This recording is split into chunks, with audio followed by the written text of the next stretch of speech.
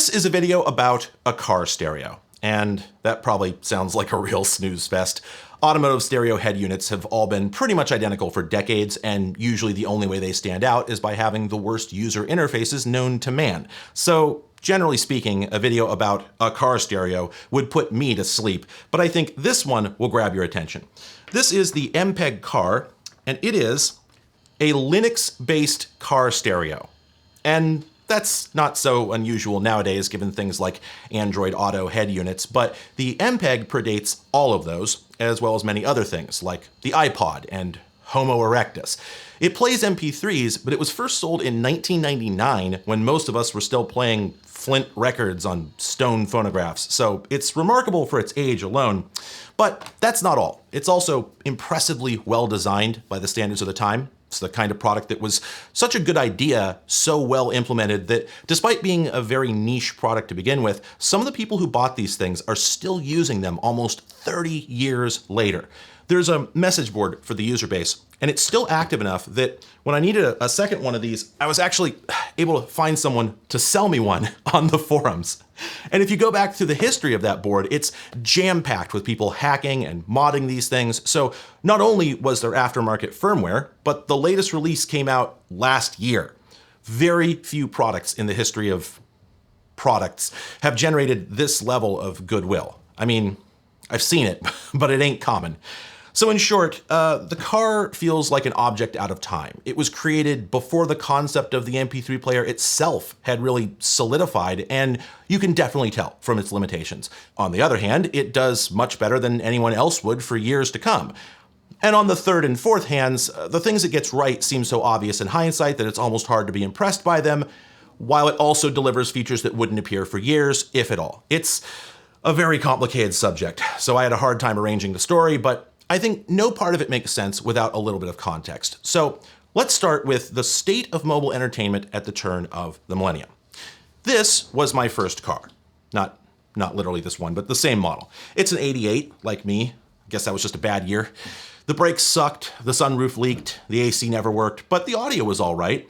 This is the stereo it shipped with, and it was decent for the time. Cassette deck, AM/FM radio. AM/FM radio. Clear and simple controls. I mean, what more can you ask for? Okay, you could ask for a CD player. They did have those in 88, but I don't think anyone was shipping them standard except luxury brands, and besides, this was the 2000s, so what I really wanted was an MP3 player, and that's what I got. Around 2008, I replaced that stereo with one from Dual. I think it looked about like this, and it offered everything you could ask for. It played CDs, it played MP3s from CDs, you could plug an MP3 player into the aux jack, and I think you could even play MP3s from a USB drive. It was very convenient and totally unremarkable by the time it came out. I mean, the first MP3 CD players had been sold all the way back in 2000, and it was so ordinary by this point that that Dual only ran me about 70 bucks. Things were different a decade earlier, though. Back in 1998, MP3s were all the rage among computer nerds, but there was virtually no penetration into the consumer market. Most people had never heard of them, there were no online stores, and Napster wouldn't even exist until '99, so you couldn't even steal the things. If you had MP3s, it's because you had an actual CD library that you'd meticulously ripped, and the only people doing that were high-powered nerds. Hey, hi, how's it going? Nice to meet you. This is the first CD I ripped back in 1997 when I was 9. And the other kids on the playground had no idea what I was so excited about. But trust me, every nerd was excited by MP3s. By converting your CD collection into files, you could store all your music on a single hard drive and access any song instantly instead of having to get up and swap CDs at the end of every album. Every nerd saw how exciting this was instantly, and since software for ripping, managing, and playing MP3s appeared right away, if you were the basement troll type of nerd, hey, hi, nice to meet you, you were happy as a clam by the end of 1998. Trouble is, all this stuff was still PC-based, so for anyone who ever left the house, it was right back to swapping CDs again. Now, MP3 players did hit the market at the end of the year, but none of them could fit more than an album or two. The first hard drive-based players wouldn't appear for over a year, and by many people's opinions, the first good ones wouldn't drop until 2001. So generally speaking, if you wanted the 1,000 songs at your fingertips experience, you had to be sitting at a computer to have it. Many people accepted this, but some tried to beat the curve. tons of folks built MP3 players of their own. It was one of the great pastimes of the era. And most of them plugged into a home stereo system, but a few were built into cars. These were sometimes referred to as carputers, especially if they also hosted GPS software and things like that, but that's a topic for another time. Naturally, the results varied widely, depending on skill level, dedication, and budget. The home units were usually the simplest, of course. Many were just ordinary PCs controlled with an infrared remote, and some didn't even have that. A few people just ran an extension cord across the floor and put a keyboard next to their couch. The car-based projects had to be at least a little more sophisticated, though, because you can't really operate a copy of Winamp while driving. A few people actually dredged up early touchscreens and ran custom graphical UIs on them, but the typical solution involved a two-line LCD with some push buttons underneath, controlled by a piece of custom software. And this approach could be remarkably usable, but nothing about it was straightforward. For one thing, the player itself was usually an ordinary PC built with off-the-shelf components that took up so much space that it had to live in the trunk. The PC also had to run off an inverter, it took a long time to boot, and it was full of fragile components, especially the spinning hard drive. But they also demanded a ton of skill and knowledge to build. There were no standard software or hardware solutions, so if you couldn't program or work a soldering iron, you were pretty much out of luck. Nobody sold a product that you could just buy and install in your car, and that was a bummer because there were people willing to pay for that. Not a critical mass large enough for a corporation to notice, but certainly enough for a cottage industry. And the person who discovered this was one Hugo Fines, a British-born electronics engineer whose CV is too long to recite here. Suffice to say, he's been many places and done many things, including design work on the original iPhone and the Nest thermostat, and he's still working in the industry today. In '98, however, he didn't have a hand in any consumer products that I know of. Instead, he simply wanted to build an MP3 player that would fit into his tiny Mazda MX-5, for which a PC tower in the trunk wasn't really practical. Trust me, I drove an MX-5 for 2 years. That trunk is barely big enough to fit a loaf of bread. Now, having worked in embedded design already, Fines knew you could buy much smaller PC hardware if you knew where to look. So when he began his MP3 Mobile project, he built it around an industrial motherboard, the sort of thing you'd use to control a CNC mill. These were the smallest boards you could get at the time, since Mini ITX wouldn't exist for another 4 years, and they could run off a simple DC power supply, which eliminated the need for an inverter. This gave him a lot more flexibility than most projects had, and this was the final product. Even these crappy low-res photos say a lot. This thing looks remarkably finished. It has a custom aluminum chassis and a VFD display that lives in the dash. It's all one board, and the whole thing is about the size of the proverbial loaf of bread. It was by far the slickest and most professional-looking carputer anyone had made in this era, and that didn't go unnoticed. Fines hosted a website where he reported on his progress, as was the style prior to blogs and social media, and in very short order he was buried in requests to buy pre-built MP3 mobiles. But realizing what he'd stumbled into, Fines made the smart move. Instead of trying to assemble these things by hand and ship them out one at a time, he set up a company to try to serve this nascent market. It was named Empeg, for what should be obvious reasons, and with the help of a few hired engineers and designers, Fines redesigned the MP3 Mobile into something much more mature and marketable. The resulting product was called the Empeg car, and it first sold in 1999. We'll talk about how significant that was near the end of the video, but it was almost moot because, like many hardware startups, Empeg struggled with yield, production costs, and design defects, and very few of that original model were actually produced. After reworking the design to reduce costs, though, the Empeg car Mark II was released in early 2000, and that sold considerably better. They made enough of them that I was able to scrape up 2 for this video. Now, you'll notice the branding is different between these, and you might see them swap back and forth throughout the video because they're in different stages of disrepair, but I'll explain all that later. Don't worry about it. They're otherwise totally identical. And for that matter, they're also identical to the Mark I for most intents and purposes. That model looked a little different, a little more primitive, but it's functionally identical other than some cheaper parts and the removal of one minor feature. So even though these came out in 2000, everything they do was designed and first sold in '99, so we're going to talk about these as if they came out a year earlier.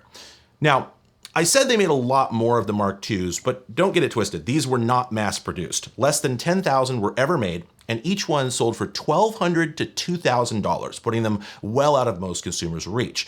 Unlike some turn of the millennium products, however, the extreme cost wasn't just early adopter tax. What you got for your money was a phenomenally well-designed and capable product that was not only way ahead of its time, but also offered features that aren't even commonplace today. So, let's check this thing out. Physically, it doesn't look like much. The front panel is super simple. We just have a D-pad on the left and a knob on the right. There's very few buttons, no labels to speak of. Nothing on the sides or the bottom. On the top, we just have a sticker. Hi, Tux. The whole thing looks a little dull and even kind of cheap until we peek at the back, where much is afoot. We've got this big ol' multi-pin docking port style connector, RCA outs, serial, Ethernet, USB, and a power jack. Almost none of this looks like it connects to a car, and in fact, very little of it does. You see, you don't bolt the Empeg directly into your car. Instead, you install this metal cage here, which has a mating docking plug in the back, and then this whole bundle of cables. So we've got outputs here for front and rear speakers. Somewhere on here, there's an auxiliary input. You gotta wire that up to a jack yourself if you want that. Then we have leads for power, ignition, and headlights, so we can dim the display at night. And these all get tied into your car's wiring harness. And then to hook up the Empeg, you just slide it into the sled, pull the handle up, and there you go. This is a quick release mechanism, so you can yank the entire stereo out, which seems like a wild feature, but it's necessary for a couple reasons. One is, of course, to prevent theft. The Empeg was just preposterously expensive, so you really didn't want it getting stolen, and even by '99, everyone knew removable faceplates didn't deter theft at all. I mean, I had 3 stereos stolen that way, and I used to see faceplateless head units at thrift stores and laying on the side of the road all the time, so the safe bet really was to just pull the whole damn thing out and bring it with you. And obviously, it's pretty absurd to walk into a bank and just drop this on the counter and go, "Oh, sorry, that's just my car stereo, don't mind me." But I once knew someone whose approach to car security was to pop his whole steering wheel off and bring it in with him, so I guess it takes all types. The bigger reason this comes out is because that's how you get media onto it. You see, the Empeg doesn't have a CD player, and there's no port for a USB drive because those didn't really exist yet. Flash drives were only invented in 2000, and the biggest ones you could get were about 8 megs, which is only enough for 2 or 3 songs. And there were a few pocket players that were content with that, but they cost like $100. So given this gadget's price tag, it was obviously a bit more ambitious. To make that point, I'm gonna go ahead and open it up so we can see what we're working with. The whole thing comes apart with just these 4 bolts on the faceplate.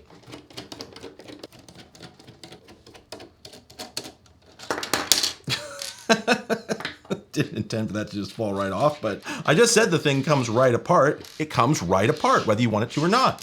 So the faceplate bezel is one of the only plastic parts on the whole thing, other than the buttons.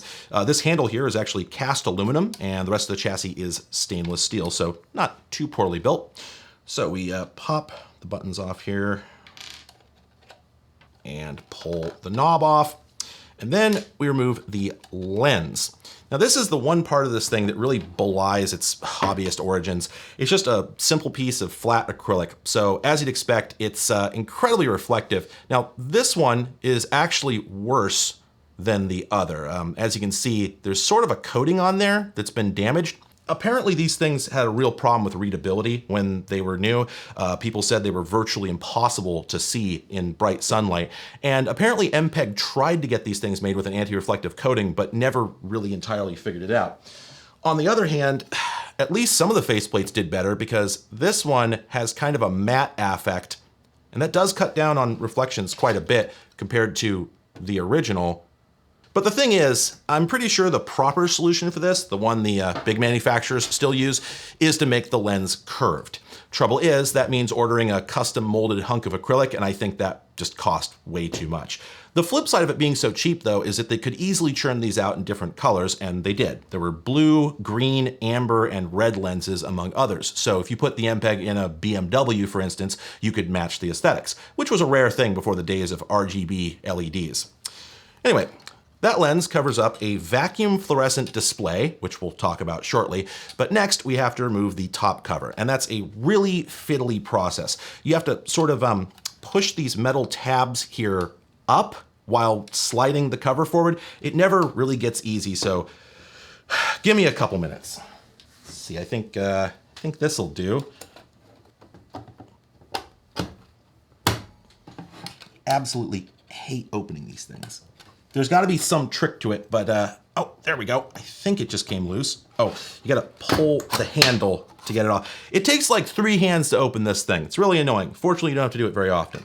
But now that we're in, you can see what I mean. This is a hard disk based MP3 player, which we'll get to this, but that's incredibly spicy for $19.99. Now, the original low-end model only used a single 2.5-inch IDE drive with a 6 gig capacity. The mid-range was a single 18 gig drive, but the top of the line offered 2 18s for a total of 36 gigs, hence the dual drive sled. Now, this one's apparently been upgraded aftermarket because the 2 drives we have in here are a 12 and a 20, and this one's dated in 2001. So either this was shipped real late or the end user upgraded it, which is a thing you can do. This thing doesn't care what drives you put in it, and they're not blessed or anything like that. So you can put a 120 gig drive in there if you want. It's just 18s were the biggest ones available when it was new. Anyway, let's get this drive sled out of here. Now I have to be really careful as I get this thing out because the cable and connectors are all very fragile, so I have to very carefully unplug this from the board. There we go. And by the way, this is a pretty unusual artifact. That is a dual connector 44-pin IDE cable. That's not something you see every day. And in fact, Empeg had to have these custom made, and the contractor crimped a bunch of them wrong. So after they get unplugged once or twice, they stop working until you recrimp them. Just startup things, am I right? Anyway, one of the big questions that's probably on your mind is, okay, if we've got spinning hard drives in a car, how do we avoid head crashes? It seems like this would last about an hour tops, right? Well, I have to admit, the solutions they used are simpler than I expected. The most obvious one is the drive mounts. This is actually sitting on these rubber standoffs, and these isolate the drives from high frequency vibration. That definitely helps, but I guess I expected more. I mean, this doesn't feel adequate, and there's nothing clever going on in software. There's no accelerometers to detect jolts and spin down the drive or anything like that. They just put the thing on rubber and they shut the drive off anytime it isn't in use, and that's it. You wouldn't think that'd be very effective, but apparently it was. I can't imagine trusting it. I think I would have winced every time I hit a pothole, expecting my stereo to kernel panic. But from what I've gleaned, this just wasn't a big problem. So, okay, whatever. Anyway, with the drives out, we can get a good look at the motherboard, and it's a pretty straightforward design. We've got an Intel StrongArm CPU. We've got some RAM chips to add up to a whopping 12 megs. There's a flash chip over here for the firmware. There's a Philips DSP for audio processing, a DAC from Crystal Semiconductor, an Ethernet chip, and that's it. It's all pretty simple, and these are all the parts you'd expect from an embedded computer of the time, but there's one glaring omission. It's not from the computer side though, it's from the stereo side. In most head units, you can easily find the power amp circuitry because it'll just be a big honking IC like one of these STK modules. And I'm sure there's some high-end units that had discrete amplifier circuitry, but that's usually pretty obvious as well. You just look for the big fat transistors. You won't find any in the Empeg though, because it only outputs line level audio. You have to hook it up to a discrete power amplifier to drive your speakers, and this seems weird, but there's 2 reasons for it. One is that the Empeg is already very cramped inside. If they added an amplifier, they'd have to lose something else to make room, probably one of the hard drives, and it would also produce extra heat. This thing already runs real toasty for a car stereo, so that would be a problem. And the other reason is that if you're dropping over $1,000 on a car stereo, you're probably the sort who'd want a separate amp anyway, so including one would just be a waste of money. So all we really have here is a tiny computer. And it doesn't seem too impressive. Nowadays, this sort of thing would probably cost pennies, but at the time, we weren't really into the era of cheap embedded computers, so while we don't have exact profit margins, the creators have implied that the bill of materials was uncomfortably high. And I suspect a big chunk of that bill was the CPU. That StrongArm runs at 220 megahertz, and at the time this was designed, that was faster than a $1,400 laptop, at least in terms of raw clock speed. For a contemporary embedded processor, it's a pretty spicy jalapeno, and you'll see the effect that has shortly. For the moment, let's button this thing back up.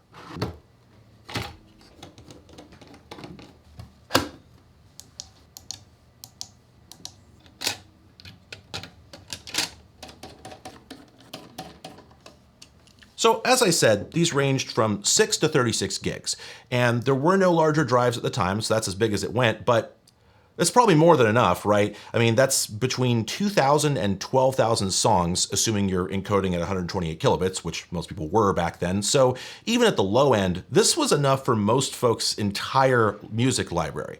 But to use all that capacity, you had to get the files off your PC and into the device somehow. And there being no Wi-Fi at the time, you had to yank the whole stereo out of the car, bring it inside, and plug it into your PC with a physical cable to do that. Now, as for which cable, you really had your pick. The USB, Ethernet, and serial could all be used to sync to your PC. And that seems like a weird amount of variety, but it was necessary at the time. Like, you'd think that nobody would ever have used serial, since that only ran at about 115 kilobits per second, but in '99, home networks were still rare, and USB was very new and unreliable, so some people really were stuck with plain old RS-232. Of course, a lot of nerds did have LANs already, so Ethernet seems like it would be the best option, but it's actually limited to 10 megabits due to a quirk of the CPU that made 100 meg infeasible. And since even USB 1 ran at 12 megabits, that was probably at least as fast as Ethernet and maybe a little bit quicker. Regardless of how you hooked up the Empeg though, you'd populate it using Implode, the official software. And this is, of course, the prototypical 90s app. Plain gray Win32 dialogues, Explorer-style interface, no frills. Even the icons come from user32.dll. And using it is as basic as it gets. You add music by dragging it onto the window. You drag songs into playlists. You use the toolbar buttons to move playlist entries around. It's all very straightforward. One nice touch, though, is that Implode does all its work in memory. So as you're adding and removing files, it isn't touching the Empeg itself. If it was, you'd have to wait 10 seconds every time you dropped a file on the window for it to move over to the device. And I've actually seen old software that did exactly that. Implode is smart enough to queue up all your actions until you hit synchronize, and then it does them all at once, which is a lot more convenient. Now, as far as transfer speeds, again, 128 kilobit MP3s were pretty standard back then, so a typical song was about 3 megabytes, and that transfers in about 10 seconds. So supposing you rip 10 CDs, that's like 160 tracks, around 480 megs, so it'd take about 6 minutes to import 10 albums. It's not too shabby. I baked this Empeg before the show though, so we can just go ahead and hook it up. And that's gonna be real easy because we don't actually have to use all these cables on the car mount. The Empeg is meant to work just as well in your home as in your car. And if you think about it, this makes a ton of sense. Once again, there weren't any MP3 players that plugged into your home stereo at this point. And well, if you just dropped $1,000 on this thing, it didn't make sense to just leave it sitting idle just because you weren't driving at the moment. And you were definitely gonna bring it into the house to keep it safe and manage your library. So if it's there, you might as well use it. And to its credit, the Empeg is designed for that. On the back, we've got a standard 2.1 millimeter barrel jack that takes nominal 12 volts DC, so you can run it off a wall wart. And these RCAs over here output more or less line level audio. Although, this is a weird thing I don't fully understand. Consumer audio gear typically produces at most 2 volts at max volume on its line outputs. These ones go up to 4, and I'm not sure why. It means if you run this into a typical stereo amplifier and turn it up, you'll start distorting at about half volume. And that's not a huge problem if you know about it. I'm just not sure why it's a thing at all. The manual doesn't explain it. Strange. Anyway, to use this at home, you just plug it into your stereo amp, then hook up a wall wart power supply, and that's that.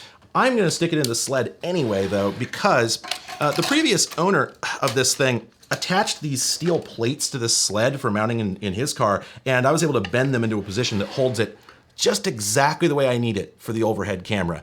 How convenient is that? But even once you put it in the car sled, you've got this cutout on the back that exposes the connectors so you can use them all anyway. So I'm just gonna leave all these cables hanging out the back. Hope nobody minds.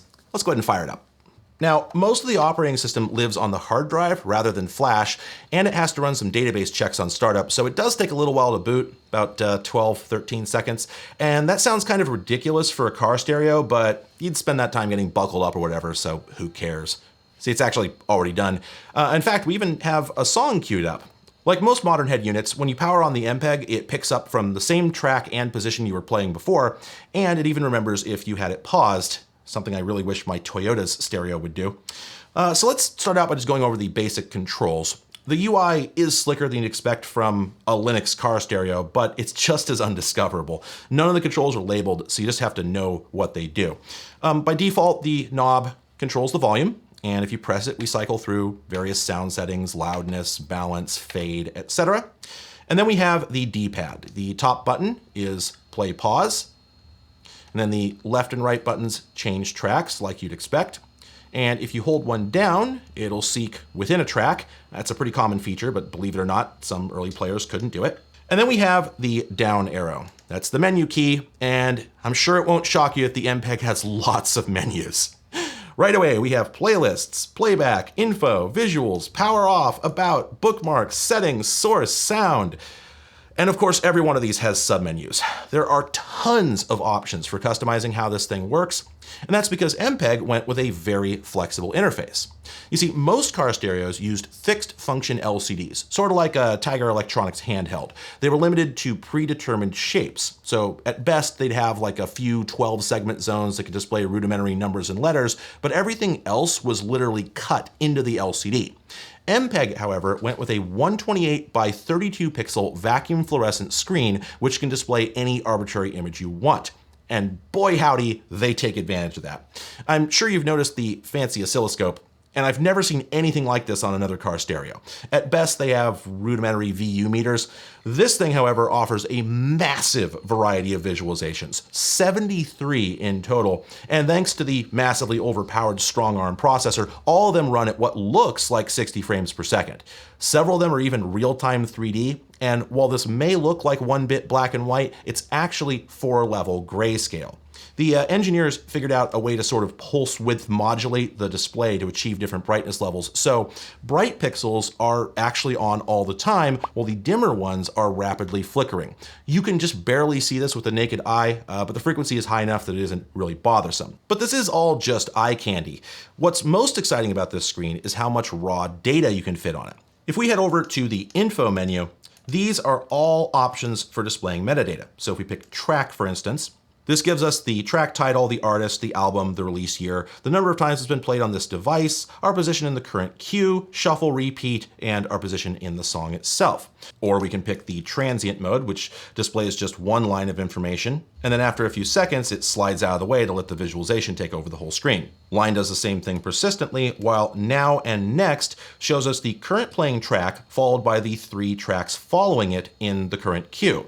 So these all make terrific use of the bitmap display. Notice that now and next uses a larger font for the current track than it does for the others, so it can fit more lines on the screen. You can't do that with a fixed 12-segment display, right?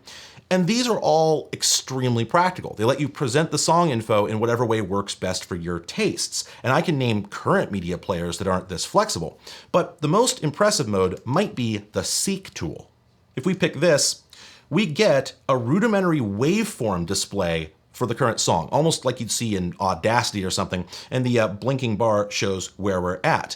Now, this is on one hand just another neat way of visualizing your music, but it's called the Seek tool because it makes it much easier to seek. Like, suppose you loaded up a 13-minute classical piece and wanted to get to the third movement where it goes from very quiet to very loud. This makes that really easy. You just hold the button until you see yourself at the loud part.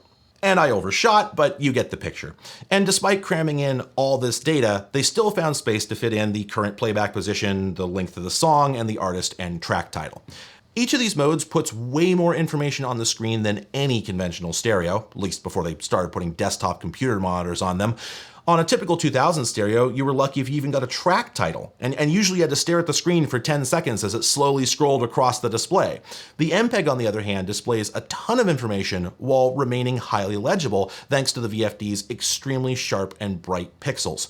So far things are looking pretty rosy, but there's a dark side to this. So far, the Empeg has been putting its best foot forward, but that's because I've been showing you the features that nothing else had, so you got nothing to compare to. When we look at how this delivers conventional stereo capabilities, it's a little bleaker. Let's be frank, the phrase Linux car stereo probably puts some pretty rough pictures in your head, at least if you're my age. I mean, nowadays you might think of something like Android Auto, which has its problems but is generally competent. In this era, however, Linux anything conjured up images of clunky, tedious, half-baked interfaces. I mean, I was expecting at least one feature of the Empeg to require me to hook up a USB keyboard, all right? And I have to admit, it's never that clunky, but it definitely suffers from programmer UI, all right? To wit, If you look at a typical car stereo from 1998, you'll see over a dozen buttons and knobs. But on the Empeg, you get 5, because pretty much everything it can do is buried in menus. On a contemporary unit from like Buick, you'd get direct buttons for balance and fade. But here, we have to press volume once, twice, 3 times, and then turn this back and forth while staring at the screen to make sure we actually have the right setting. Likewise, while every CD player had a clearly labeled repeat button, to turn that on here, we have to press menu, go right, press select, go right, press select, go right twice, press select. That's 8 key presses, and you have to stare at the screen the whole time. It's incredibly tedious, and don't even get me started on the tone controls. Actually, I guess I wouldn't have written that in the script if I didn't intend to get started. Wouldn't have written this either. You get the picture. Most stereos, almost every car stereo that I've ever seen from this era had very simple bass and treble adjustments, but not this one. It has something better. If we go into sound and go over to equalizer, we have a full fat, no fooling 10-band graphic equalizer, which lets you program in any curve you like and even lets you change the center frequency of each band. I mean, this thing is advanced. It even gives you the damn Q value. That's how detailed it is. And I can't deny that it's an incredibly advanced feature compared to the vast majority of head units, but I have no desire to use it because it's way too fiddly. As far as I can tell, you can't program this thing on your PC. So to set it up, you gotta use the left and right arrows to select the band you want, then use the knob to turn that up, then go to the next one, turn, oop, that's too far, go back, okay, now we gotta go to this. You see what I'm getting at? Lather, rinse, repeat 10 times. It's really fiddly, and while there are slots for presets, none of them seem to be populated from the factory. You'd expect to find things in here like, flat, treble boost, bass boost, vocal, jazz, whatever, but no, they're all just custom. So you've got to spend 15 minutes, 20 minutes dicking with the controls to dial each one of these in, save them to presets, and then if you want to tweak it a little bit later, you got to go through the whole process again. I called it tedious, and I could also call it inconvenient, but I could also call it potentially dangerous. Now, I genuinely don't want to get started on this topic, but distracted driving is undeniably a huge problem. It causes tons of crashes and fatalities, and automotive manufacturers have a moral imperative to mitigate it, which they've been ignoring for decades. In particular, we really should have outlawed touchscreens long ago, and in the fullness of time, I think they'll cause more deaths than smoking, but really anything that you have to look at to operate shouldn't be in a car, period. Now, back when I had a conventional head unit, I could turn on repeat without even looking at it. And if I wanted the bass a little bit higher or a little more volume in the back, I could reach over and turn a couple knobs or press a couple buttons until it sounded good. Here, you can't really do any of those things without pulling over. And since people hate doing that, some are going to risk doing it in motion. And to put it mildly, that sucks. Now, to give Empeg the benefit of the doubt, we mostly hadn't wrangled with these issues yet by 1999. No car back then had a touchscreen, and very few had any kind of interactive computer built in. So probably most people had never really thought about the risks these represented.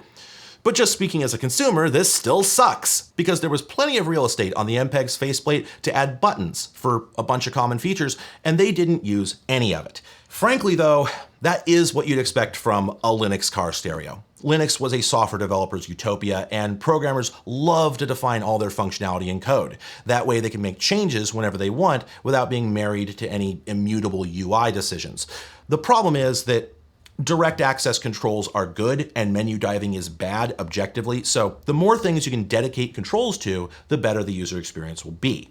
Now, I think a really good hardware designer would have insisted that we're always gonna have a treble control, we're always gonna have a repeat control, it's safe to put those on buttons, the extra cost is worth it. But this doesn't appear to have happened, and that's probably because the Empeg was a very early product from a very small company. If they'd made a Mark III, I think they would have improved on all this. That's a topic for later. The point though is that the Empeg car offers a ton of functionality at the cost of everything being kinda clunky. And that brings us to really the biggest question, which is how do we pick music to play? That's a make or break aspect of an MP3 player, and the answer is very simple nowadays, but it was a huge problem back then. One of the iPod's biggest innovations, after all, was its hierarchical menu that let you pick an artist, then an album, and finally a song if you wanted. And that approach is universal nowadays, but only because everyone stole it from Apple. Before the iPod, nothing worked that way. On a lot of players, assuming you could access your library directly at all, it was often just all your songs sorted alphabetically. If you wanted them to play in a specific order, you were expected to manually build playlists on your PC, and Empeg largely felt this way too. The only option in the entire menu for picking music is playlists, and I forgot to make any playlists other than this one, and that sort of makes my point for me. This thing doesn't generate playlists for albums or genres or anything like that. The only option you have is to make them on your PC. There is this music note over here, and this allows you to see every single individual track that's on the device, but they're not sorted in any way. There's no artist names or anything. It's just every single song you uploaded sorted alphabetically. So if I had 2,000 songs on here, I'd have to press the arrow 2,000 times to cycle through them all. There's no list of artists, no list of albums, nothing. Now, to be fair, if you're willing to spend time building playlists on your PC, this doesn't have to be a huge problem. You just put each album into a playlist as you import it, put all the music by a given artist into its own playlist, and so on. This works, and it was standard practice at the time. Nobody saw this as inconvenient, and it sure beats swapping CDs, but we've all seen the iPod now. We know this can be much better, so it's really hard from a modern perspective to see this UI as acceptable. But with that said, there are some saving graces. For one thing, the Empeg uses a queue system. So when you select a playlist and hit play, it replaces the entire contents of the queue. It's like you took out one CD and put another one in. But if you hold the select button, you get several options. We can either add this playlist to the end of the current queue, or we can insert it right after the current song. There's also on queue, which is a slightly different version of insert. Don't worry about it. The point is, assuming you have built playlists for all your albums, you can assemble those into a larger queue on the fly. So that's a lot better, but that's it. There's no way to like see a list of artists or anything like that, or so it seems. There's actually a whole other dimension to this thing that's totally invisible at first, and which partly redeems the device. Check it out. I actually can view my library by year, track title, artist, genre, or album, although it calls that source for some reason, and I can flip through these and pick whatever I want to queue up. It's not quite the iPod approach. If you pick a given artist, it queues up everything by that artist. You can't drill down to a specific track, but this is still a lot better than many players were doing even 2 years later. Here's the catch though. It only works from the remote.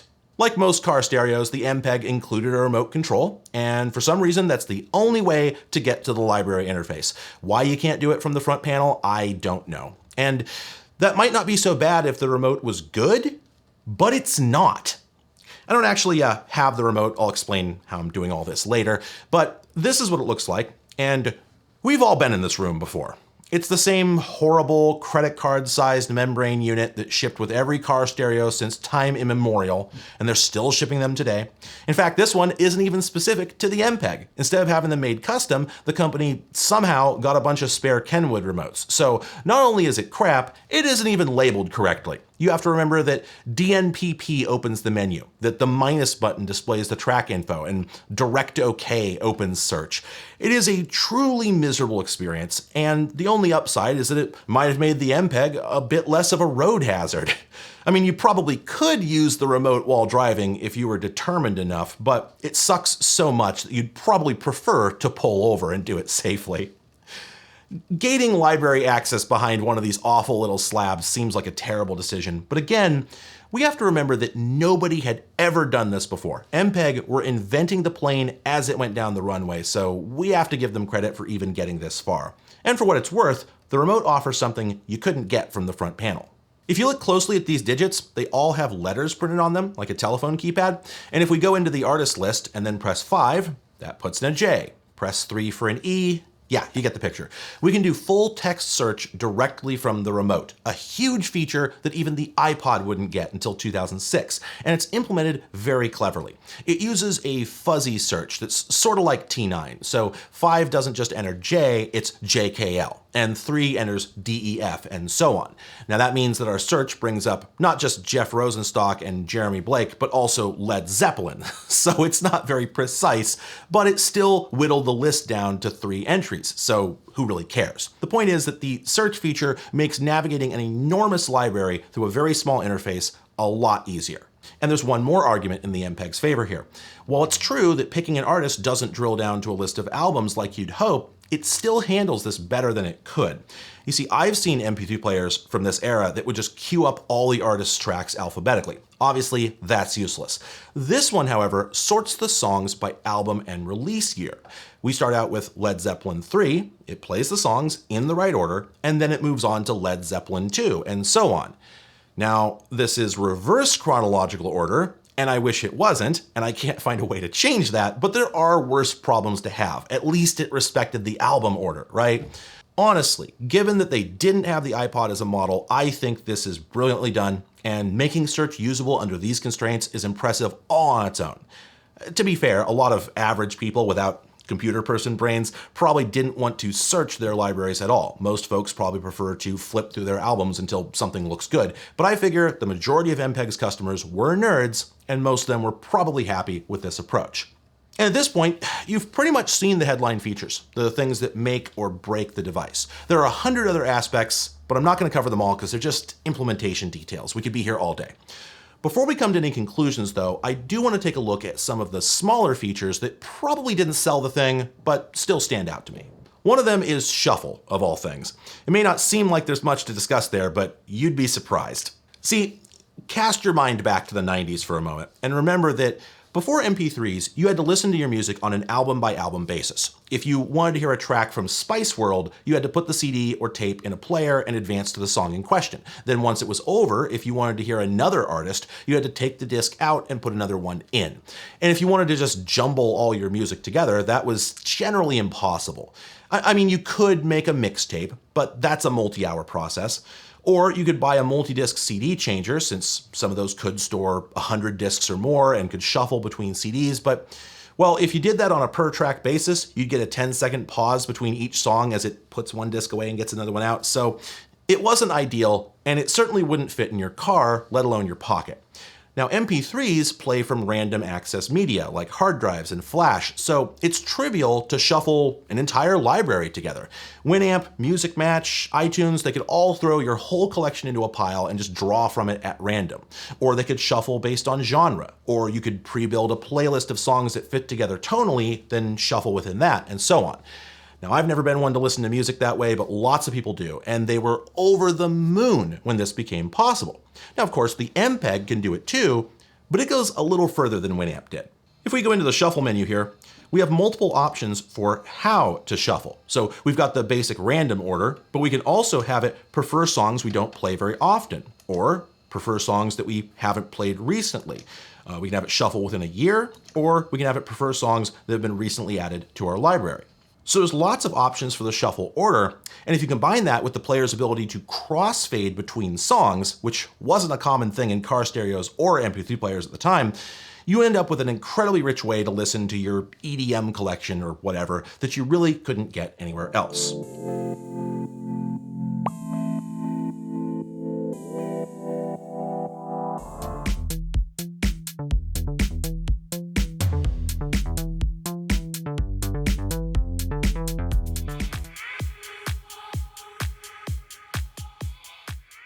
Likewise, another feature I've never seen elsewhere are the Wendy filters.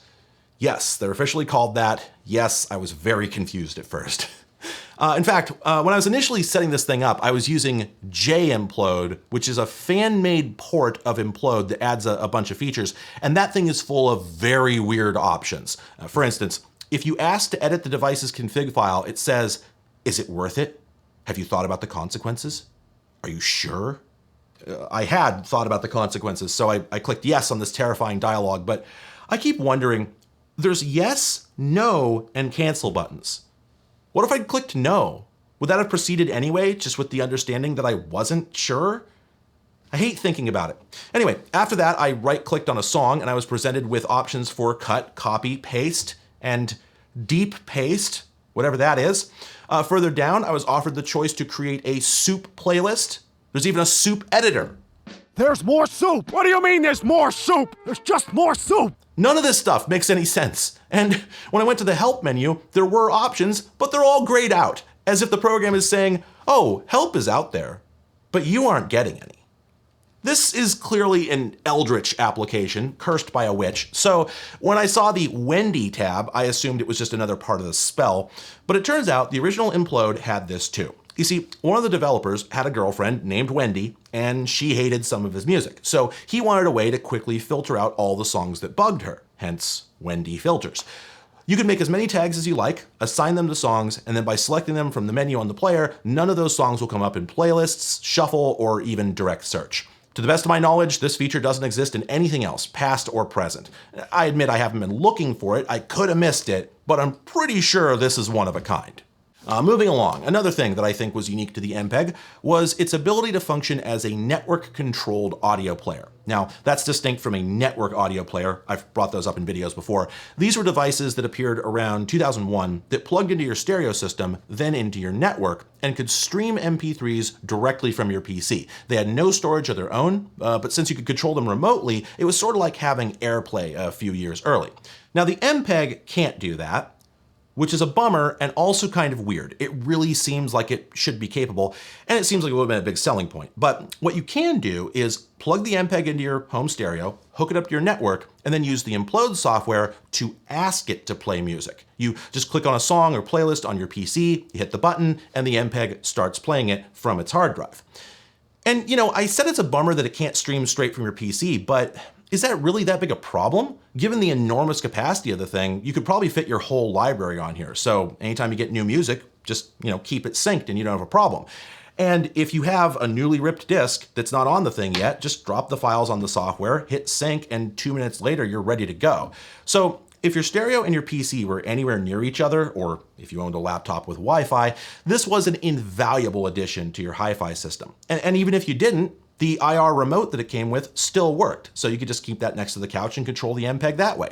Any way you look at it, this is a terrific home audio player, and I wouldn't be shocked if a few people bought one just for that purpose, with no intention of using it in a car. The only real problem is that it's so small. It wouldn't really integrate into an AV system aesthetically, and you wouldn't be able to read the screen from the couch. And that part is a particular shame because it means you can't see the visualizations either.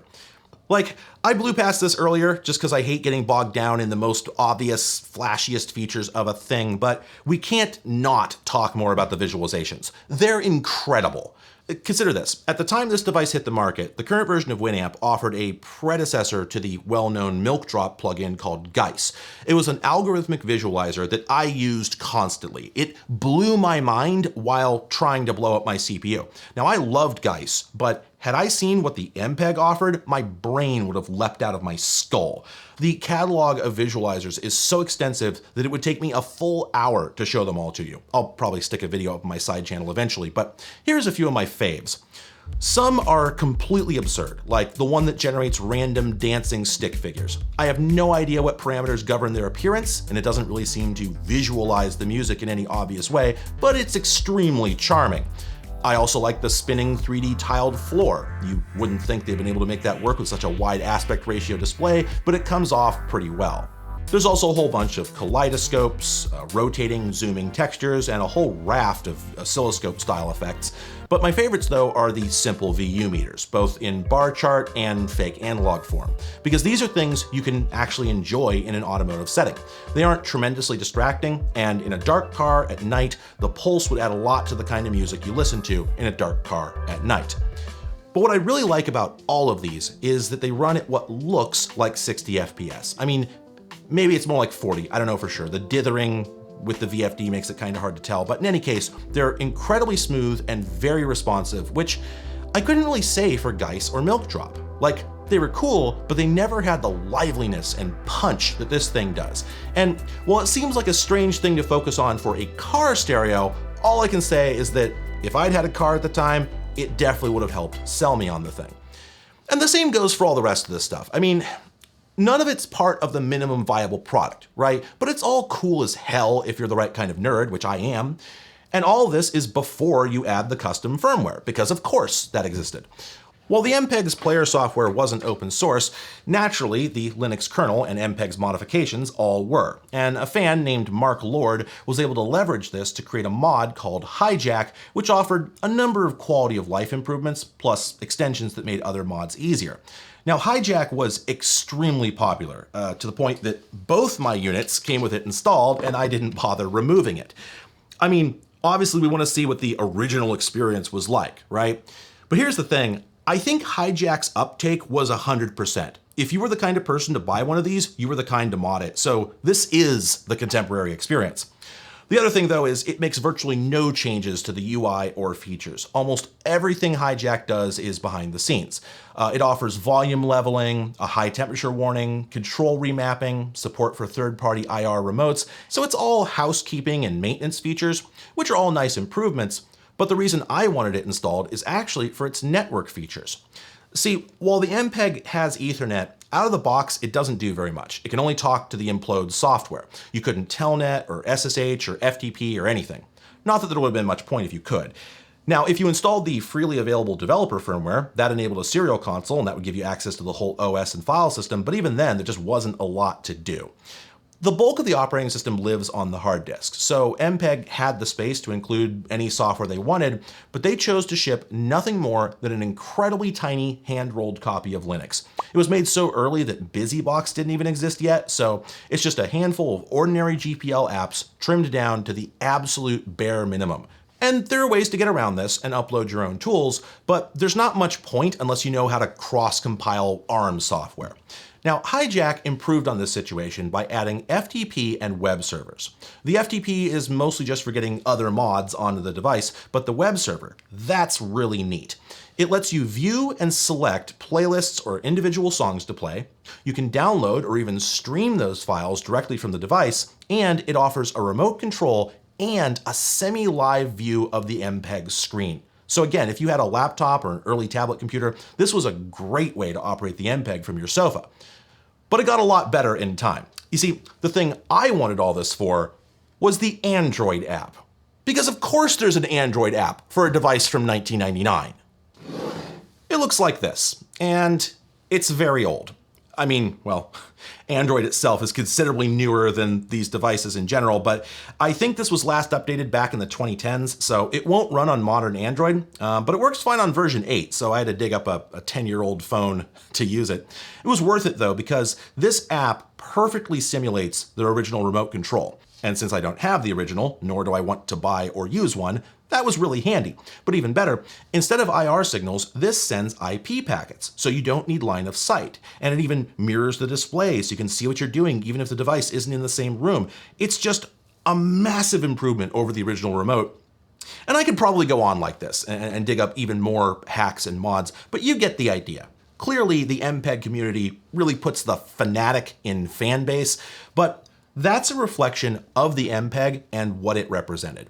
All the minor features that I just listed probably wouldn't have affected sales. They're all just nice to haves. But if this were a corporate product, probably none of those would have existed for the reason I just gave, because they wouldn't have affected sales. Corporations don't care about user experience. They don't have any sense of pride in their work, and they don't care about reputation. They know that even if the shine wears off of a product after 2 days, consumers aren't going to return it, and they aren't going to remember it the next time that company releases a sparkly new product. So the only thing that matters to them is what gets stuff off the shelf and into people's carts. That's going to be bullet point features, aesthetics, and the intensity of the marketing campaign. On the other hand, Empeg may have been a business, and the car may technically have been a product, but it started life as a hobby object, and it never really stopped being one. The developers and engineers hung out on MpegBBS.com for years, talking to users, doing troubleshooting, debating with them about what they should add or change. Bugs got reported directly to the people fixing them, and so on. Hell, they even added FLAC support to the last firmware release in 2005. Imagine Sony doing that even 2 years after a product came out, let alone 6. It would never happen. And of course we know this behavior is a huge time and money sink and totally unsustainable if you're dealing with millions of users, but well, that was never going to happen either. Remember that with inflation, this would be a $2,500 device these days. So imagine you get a yearly bonus at your tech job and you have to decide between spending it on a car stereo or on an RTX 5090. There just wasn't a huge market, even then, willing to spend that much on such a simple device. So they were never going to move millions of these things. In fact, while I don't know Empeg's profit margins, we do have sales estimates, so we can guess that the total revenue they made was about $12 to $20 million for the whole lifetime of the product before expenses. Even for the time, that was an amount of money you'd ask for as a seed investment just to design a product. And nowadays, if a CEO sees $12 million laying on the ground, he's not going to pick it up if it's raining because he'd have to lean out from under his umbrella and get wet.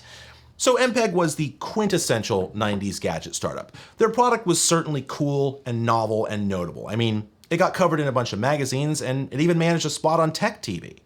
We've got a way to get MP3s into your car. Hey, who wouldn't want a 36 gigabyte in-dash unit that played thousands of MP3s? It was totally unique, but it cost a steep $2,000. But this was only because the product was unique and those outlets targeted wealthy enthusiasts. The mass market never knew this product existed and they wouldn't have wanted one if they did. By the time the Mark II came out, there were already MP3 CD players that probably satisfied the vast majority of consumers. And soon after, the iPod came out and it was all over. Anyone who had the money bought one of those immediately, or bought one of the clones that quickly flooded the market. And once you loaded it up with music, it was much easier to plug that into your car's aux jack rather than maintain a whole separate library. Then flash drives got a lot bigger and manufacturers started adding USB ports, and suddenly you had tons of options for getting MP3s into your car. Even if you could only do it an album or two at a time, it was so easy to fill up a USB drive or even burn a CD that nobody was going to buy a product that required them to yank their whole stereo out and bring it into their house just to load up new music. I'm sure that by 2001, 2002, the Empeg probably could have been cost reduced to just a few $100, but there probably wasn't much of a market even at that price. Obviously, the dream had to end, and there's only ever two outs for startups: bankruptcy or acquisition. Sure enough, in November 2000, not long after the Mark II shipped, Empeg got bought. Their new corporate overlords were named Sonic Blue, but are probably better remembered in their previous guise as S3 Graphics, the folks who made gaming powerhouses like the Trio 64 and Verge. Although at this point they decided to give up on the graphics industry, they spun off all their IP to VIA and merged with Diamond Multimedia to become a home audio company. Probably not a good pivot, but what do I know?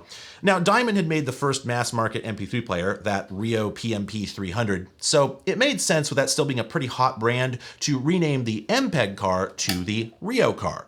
That they did. But as far as I can tell, that's all they did. There were no changes to the player that I'm aware of, and reportedly Empeg continued to operate pretty much as they always had. So, like most corporate acquisitions, it sounds like S3 took much and contributed very little, except maybe for some speed bumps. See, way back at the beginning of this video, I mentioned that the Mark II was functionally identical to the Mark I, except for one missing feature, and that was an AM/FM radio. The Mark I had an AM/FM tuner built in, but apparently it was really crappy and Empeg couldn't line up a better one in time for the Mark II. So instead, they put a connector on the wiring harness for future expansion and planned on shipping a tuner module immediately after the stereo itself. Instead, this took 2 years. As far as I can tell, not a single tuner shipped until 2002. And I admit, my instinct is to blame this on corporate apathy and red tape, but the reality seems more muddled. The Empeg folks did claim that Sonic Blue were doing their best to get the things built, but were struggling due to part shortages and were even forced to buy chips on the gray market. And this feels hard to accept. I mean, they just spent $175 million buying Diamond and who knows how much on Empeg. They were no Sony, to be sure, but it still feels like if they'd needed a tuner chip for their next portable MP3 player, you know, the product line they actually cared about, they'd have found it somehow, right? Well, apparently not, because nothing in the Rio lineup had a built-in tuner until 2002, so maybe there really was a severe shortage. And on top of that, Empeg specifically wanted an AM/FM radio rather than just FM, and that might have been a much taller order. This isn't something I'd ever thought about until now, but while pretty much every analog radio made after, I don't know, the 60s can handle both formats, an awful lot of things that just happen to have a digital tuner built in, like MP3 players or flip phones, can only do FM. I have no idea why, but for all I know, maybe in 2000, the only source for single-chip dual-format tuners was some tiny company in the Netherlands that only made 500 a year or something. So it seems like much of this delay wasn't Sonic Blue's fault, but some definitely was. Apparently, even once the parts were obtained and the device is built, they then proceeded to sit in a warehouse for months. The modules were finished, packaged, and ready to ship, but despite endless pleading and screaming from Empeg to actually ship them, nobody could figure out who had the authority to actually do it. Talk about your red tape, right? And then even once the tuner shipped, it was in such tiny quantities that it was never in stock. For like a year, the forums got multiple posts a week asking when they would show up or announcing they were in stock shortly before announcing they weren't, and even linking eBay auctions with extortionate prices. So few people were able to actually get these things that I could hardly even find a picture of one. In the end, all I turned up was this shitpost from a forum user who suggested that maybe if they left two of them in a room with some wine and candles, they'd come back to find a few little tuners that they could sell to other users. So it was just a farce. And then there's the coup de grace. Not long after the tuners shipped, the Rio car was discontinued, and Sonic Blue, unsurprisingly, decided it wasn't worth it to build more accessories for a dead product. So at that point, you just couldn't get one at all. Unless you asked Patrick Arnold. He was one of Empeg's designers who, while still employed by the company, I think, decided to design a new tuner that could be built by hand, then sell it in kit form directly to other users. An act that would instantly get you fired, if not prosecuted, if you worked for, say, JVC. So, if I had somehow not drilled this point home, it should be clear by now that no force on earth could have made the Empeg car into a conventional product. It was conceived as, and would always be, a toy for tinkerers. So, in that spirit, there's a simple solution I thought of for this and a few other problems that I'd like to offer. Assuming your vehicle has a double DIN radio cutout, which a lot did back then, your best bet was to buy a normal stereo for like $70 to $100, stick the Empeg under it, and then plug it into the aux input. This solves a ton of problems. The cheap unit would have a built-in amp, so you don't have to buy one, stick it under a seat, and run a whole bunch of extra wiring to it. It also plays CDs, so if a friend joins you and brings the CD wallet from their car, you can actually play their music. It has a radio, so you don't have to chase down this unobtainium tuner module, and anytime you want to use the Empeg, you just switch to the aux. Simple, right? It seems like a no-brainer to me, and if I was going to try to use one of these things nowadays, that's definitely how I'd do it, but that does sort of bring us to the question. Would you want to use one of these nowadays? Does it hold up? Well, you could. I mean, like I said, the fan base is still going strong. I know there are lots of people out there still using them, but I think a lot are probably running on nostalgia. And MP3s are pretty passé at this point. While these will play FLACs, they'll only do 4416. Any other format just produces static. So, speaking for myself, the answer is no. The format support is lacking, the UI is clunky, I don't want to bring it into the house to fill it up, and I drive a car from the 2010s, so it's impossible to replace the stereo anyway. But I think the answer might have been a yes up until like 2011, and that's pretty impressive if you ask me. Like, let's be honest, what I want out of a car stereo nowadays is Bluetooth support. That's it. I just want to play music from my phone. But that experience wasn't always as good as it is now. And while I had a stereo with an aux jack way back in 2007, I always bristled at the idea of sticking an MP3 player in a cup holder with a cable dangling out of it. Something about that just always bugged me. Not to mention the fact that I couldn't control playback from the faceplate or see what song was playing without picking up the player and squinting at it. So if I'd found one of these in 2009, you better believe I'd have stuck it in my car. And I'd probably have ended up being one of those guys who's still pining for the thing 25 years later, but I didn't. So I'm ready to wrap this up. I always have a hard time reviewing audio gear. I'm never sure what to do with it because its primary feature isn't one you can really demonstrate. I mean, thanks to Content ID, I couldn't really play any music, but even if I did, what would it prove? An MP3 player is an MP3 player. Everything that makes it special is in the meta. Where are the files stored? How do you choose what to play? What does it do while it plays? So the review process always feels backwards, as if I'm dancing around the central subject without ever actually touching it. But I think the fact that I had all that stuff to say about the meta highlights the Empeg car's significance. When I first discovered this thing, I looked for YouTube videos, assuming there'd be like 50, and I was shocked to find none. And 2 years later, there's still basically none. The only video that isn't just a minute-long clip of the screen is from a fellow named Dubious Engineering, who did a teardown and a lengthy interview with several of the designers and engineers, but didn't really cover any of the functionality. Now, looking at how long this video was, I can't really blame him. And the interview is definitely interesting, so if you want to check that out, there's a link in the description. But the point is, nobody's really done a concise history or tour of this thing before, and that seems odd given its significance. According to one of the designers, this was the third MP3 player ever sold. And I'm pretty sure he's right. The first was definitely the Rio PMP 300, and the second, which he described as one in Japan that nobody's ever heard of, was actually the South Korean MP Man from Seihan. It was just those two though, and the gulf between those and the Empeg was enormous.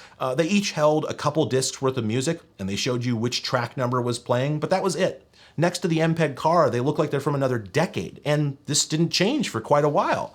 By mid-2000, the market was swamped with MP3 players, but the vast majority were just as cheap and slight as that original Rio. Only a couple even had alphanumeric displays, and none of them had hard drives other than the PJB-100, a poorly marketed and incredibly cheap-looking device that I think very few people owned. These devices represented little more than a minor upgrade to the tired old CD Discman, while the Empeg feels like the beginning of a revolution. This is a radical statement about the future of media, born out of the frustration of a man who saw that future and wasn't willing to wait for it. Now, this is an idea that I invoke in my videos a lot, that in the 90s and 2000s, there were countless attempts by impatient visionaries to invent the future before it was practical, but Empeg is the rare company that actually pulled it off. There's really nothing wrong or unfinished or primitive about the car. There's a few minor complaints, but otherwise it's jam-packed with features that take advantage of MP3's unique capabilities. While other manufacturers just saw a smaller CD player that didn't skip, Empeg saw the potential for listening to your music in ways that had never been possible before. I mean, sure, this can't pull off the miracle that my smartphone can, materializing any song I can think of out of thin air, then sending it to my headphones or my car wirelessly, but by the standards of '99, it gets pretty damn close. The fact that you can grab the little remote, press 2 keys, and find yourself listening to any song from your entire collection must have been mind-blowing at the time. So even though only a very tiny group of people ever experienced this, I think the Empeg car's creators deserve to be remembered for the visionaries that they were. And at long last, that's all I have to say about it. And I admit this video feels too damn long, but in my defense, as I've said many times before, I didn't put anything in this script that didn't feel important to me. I find it fascinating looking at a device that feels like it's from another planet. Even though I remember seeing the first MP3 players, the first iPod, the first iPhone, and so on, when you look back on some of these things, you find that literally every single aspect is so different from how we do things now that there really isn't anything not worth mentioning. So yeah, it can get a little long-winded. All the same though, thanks for watching this to the end. I hope I didn't bore you to death. And if you liked this and you're new to my channel, hi, hello. This is what I do. If you want to see more of it, consider subscribing, and remember to turn on notifications if you want to find out when I upload new stuff. But if you really enjoyed this and want to make sure I can keep making more like it, consider supporting me on Patreon like these folks are doing, because this is my full-time job, and I've been having a really hard time doing it lately. I'm still recovering from surgery. Don't worry, I'm getting there. It's just very slow, and the discomfort and stress has made it incredibly hard to concentrate on writing. I started and gave up on 5 scripts over 4 weeks before landing on this one, so yeah, it's been tough to produce lately. If not for my patrons, I wouldn't have a roof over my head or groceries in my fridge, so I am incredibly grateful to all of them for continuing to support me. I literally couldn't be here without you. And to everyone else, thanks for watching.